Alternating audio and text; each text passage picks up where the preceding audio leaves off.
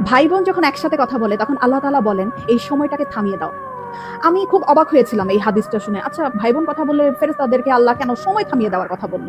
পরে যখন ডিটেইল জানলাম তখন খুব কষ্ট লাগলো। ডিটেইলটা ঠিক এরকম ছিল। ভাই বোনের সাথে এই পৃথিবীর পরে আর কখনোই দেখা হবে না।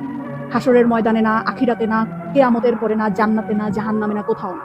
বাবা মার সাথে দেখা হওয়ার সম্ভাবনা আছে, স্বামী স্ত্রীর সাথেও দেখা হওয়ার সম্ভাবনা আছে, ছেলে মেয়ের সাথেও দেখা হওয়ার সম্ভাবনা আছে, কিন্তু ভাই বোনের সাথে সম্পর্ক শুধুমাত্র এই পৃথিবী পর্যন্তই।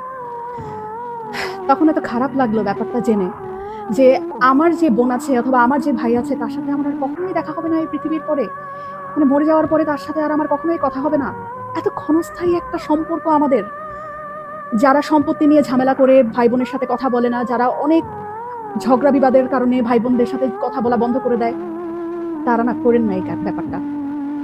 সময়টা না খুব কম আমাদের, খুব কম। এত কম সময় নিয়ে আমরা পৃথিবীতে এসেছি এবং এই কম সময়ের মধ্যে আমরা আবার কলুষতা, আমরা আবার ঝগড়া বিবাদ এরকম করে আমাদের এত কাছের এত আপন একটা মানুষ, একই পেটের মায়ের পেটের বোন, মায়ের পেটের ভাইয়ের সাথে কথা বলা বন্ধ করে দিলাম।